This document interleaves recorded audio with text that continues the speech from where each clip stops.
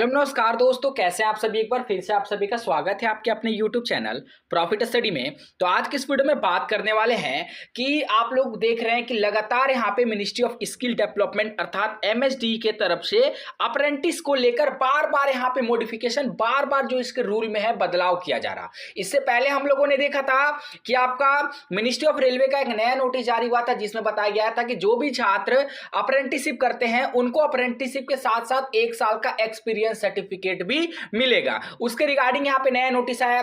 उसके बाद आपका डीबीटी से रिलेटेड नोटिस आया जिसमें आपका जो आप आने वाला जो भर्ती अप्रेंटिस भर्ती उसमें आपका APB जो सिस्टम है वो यहाँ पे लागू किया जाएगा।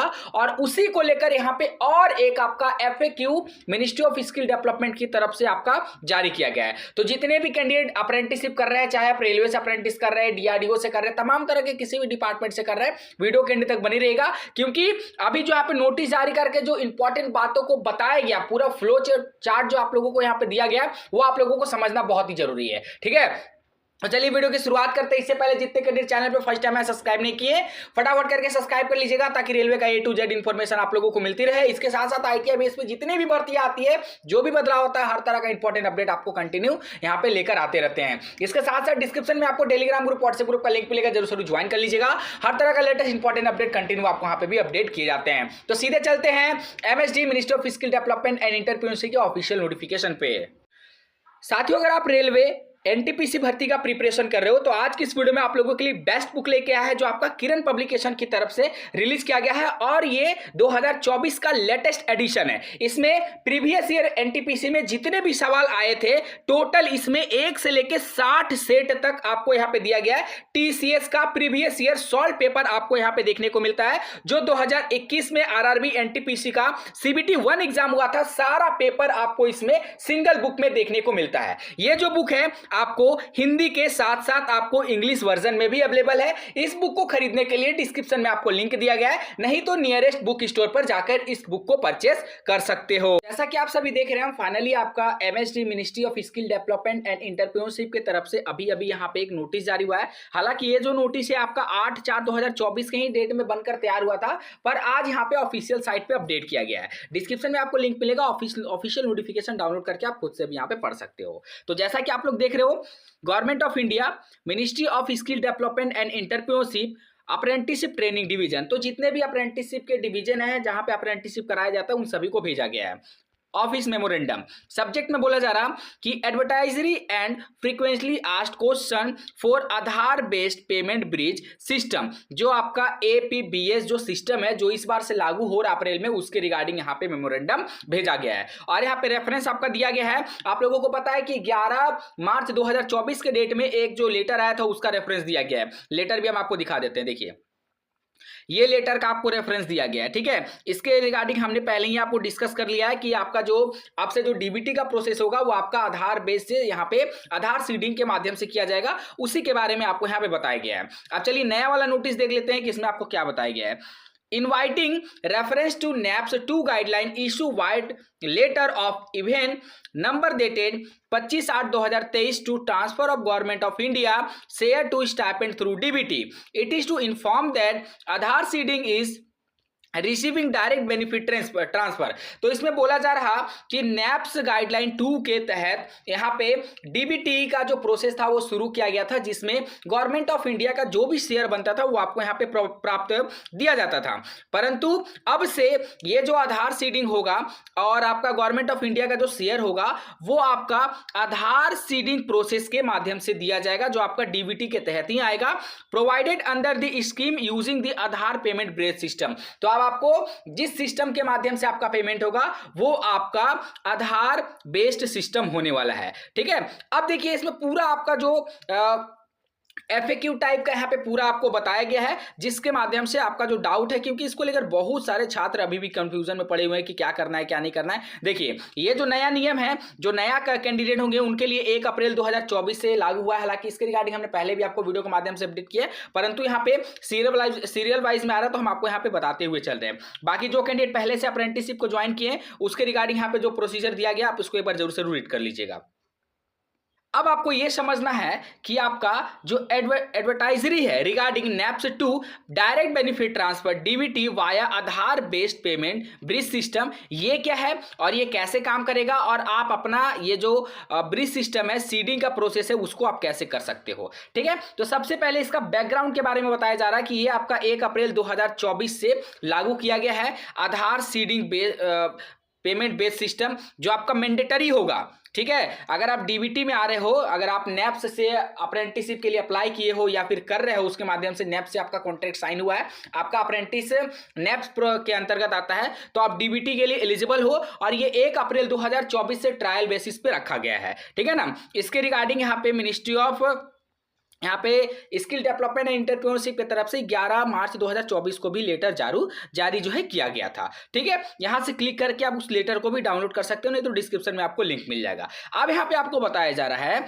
कि process flow of Aadhaar seeding of bank account, आखिर कैसे करके आप अपना बैंक अकाउंट का आधार सीडिंग कर सकते हो। तो सबसे पहले बोला जा रहा कि candidate to visit the bank branch where they hold an account and submit the duly filled consent form. तो यहाँ पे आपको बोला जा रहा है कि सबसे पहले जिस बैंक अकाउंट में आपका खाता है उस बैंक अकाउंट में आपको जाना है और वहां पे एक कंसिस्ट फॉर्म आएगा, उसको भर देना है। उसके बाद after verify the detail and document provided and authenticity of the candidate based on the signature, the bank official will be accepted Aadhaar seeding consent form and provided the acknowledgement to the candidate। अगर आपका सब कुछ सही होता है, जो आप document देते हो सब कुछ सही होता है, तो उसके बाद बैंक वेरीफाई करने के बाद आपका यहाँ पे जो कॉस्टेड फॉर्म है वो आपका एक्सेप्ट कर लिया जाएगा। ठीक है, the bank will be link the Aadhaar number two the candidate account and in NPCI map. यहाँ पे आपका एक प्रोसेस होता है एनपीसीआईएल, जो आपका आधार का नंबर होता है आपका बैंक अकाउंट से लिंक किया जाता है।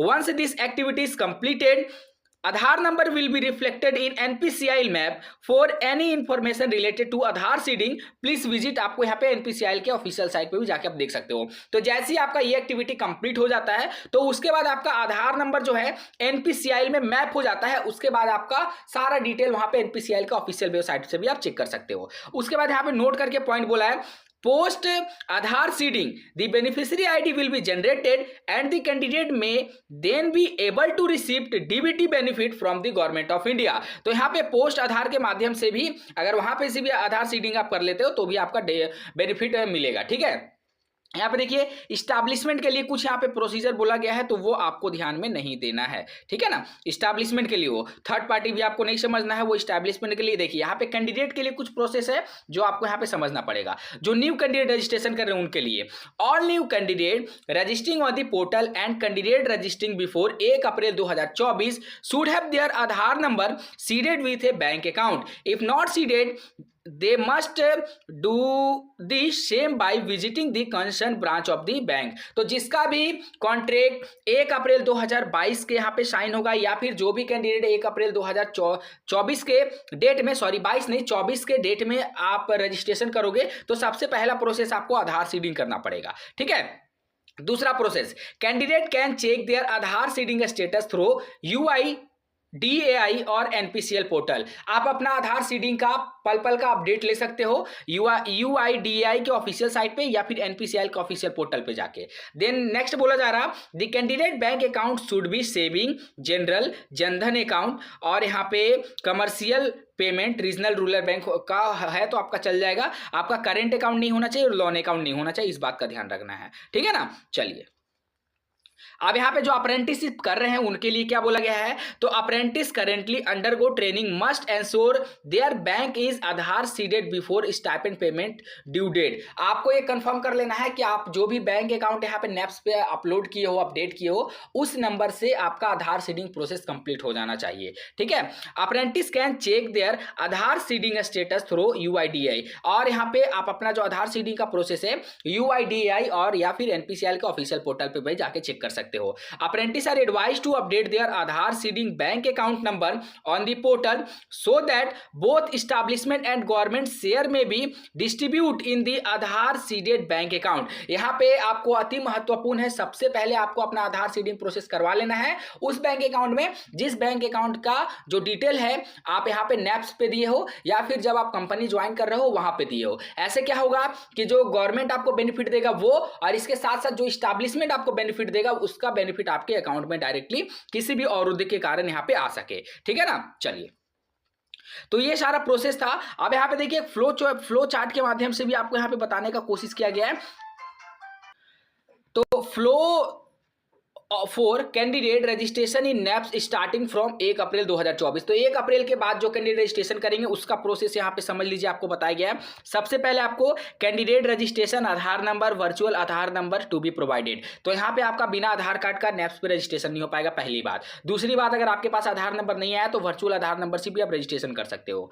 सेकंड में यहाँ पे आपको प्रोफाइल का वेरिफिकेशन करना पड़ेगा, मतलब ई वेरिफिकेशन, आपको ई केवाईसी करना पड़ेगा। उसके बाद आपको सीधे चले जाना है PMFS पे, ठीक है, क्योंकि PMFS वेरीफाई करने के बाद ही आपका बेनिफिशियरी आईडी क्रिएट होगा। उसके बाद यहाँ पे आपका बेनिफिशियरी आईडी जनरेट हो जाने के बाद यहाँ पे देखिए status of beneficiary ID can be check in candidate profile under beneficiary status tab, तो वहां से चेक कर सकते हो।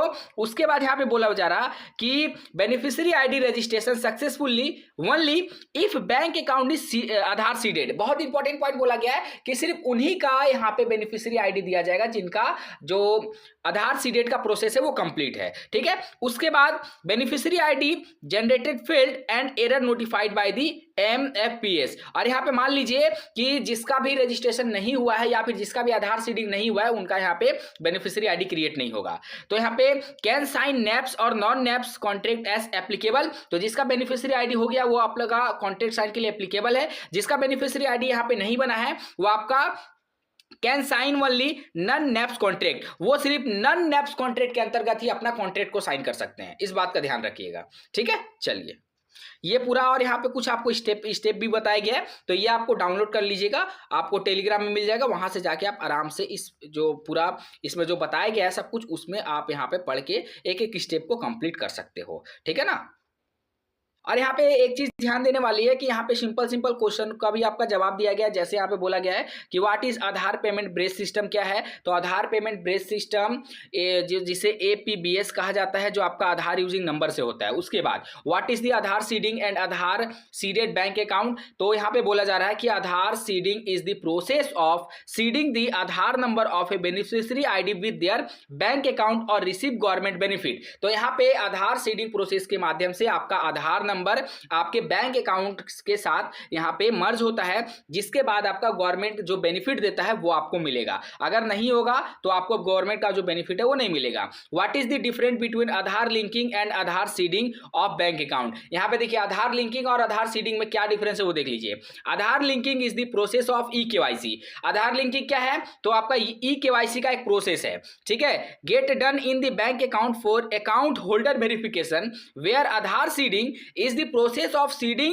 the Aadhaar number to a beneficiary with their bank account to receive government benefit। तो ये यहाँ पे बेसिकली अंतर है। उसके बाद बोला जा रहा कि what is the process of getting your bank account Aadhaar seeded, तो the apprentice can complete their Aadhaar seeding by using the concern branch of their bank. तो यहाँ पे आपको आधार सीडिंग का प्रोसेस करने के लिए आपको जिस बैंक अकाउंट में आपका खाता है वहां पे आपको जाना पड़ेगा। ठीक है, from when DBT through APBS will be implemented under naps. तो यहाँ पे बोला जा रहा है कि डीबीटी जो आपका आधार पेमेंट ब्रेस सिस्टम से कब से यहाँ पे लागू किया जा रहा, तो वो आपका 1 अप्रैल 2024 के डेट से यहाँ पे लागू हो चुका है। ठीक है ना। तो यहाँ पे आपको सिंपल क्वेश्चन का जवाब दिया गया। जिस भी क्वेश्चन में आपको परेशानी हो रहा होगा वो पर्टिकुलर आपको ऑफिशियल नोटिफिकेशन को डाउनलोड कर लीजिएगा, टेलीग्राम में तो डिस्क्रिप्शन में लिंक है, उसके बाद आराम से आप इसमें डिस्कस कर लीजिएगा। ठीक है, बाकी अगर इससे रिलेटेड आपके मन में अगर कोई सवाल है, कोई डाउट है, तो हमें कमेंट बॉक्स में मेंशन करके बताइएगा। और आप में हमें कमेंट बॉक्स में ये भी मेंशन करके बताइएगा कि आपका अप्रेंटिस में सिलेक्शन हो चुका है या फिर बाकी है। अगर आपका सिलेक्शन हो गया तो आप कहाँ से रेलवे से अप्रेंटिस कर रहे हैं या फिर किस विभाग से अप्रेंटिसशिप कर रहे हैं। चलिए आज के लिए इतना ही, फिर से मिलेंगे आपसे नई भर्ती नई जानकारी के साथ। चैनल पे फर्स्ट टाइम है तो इसी तरह का लेटेस्ट इंपॉर्टेंट अपडेट के लिए फटाफट करके सब्सक्राइब कर लीजिएगा। तब तक के लिए जय हिंद, जय भारत।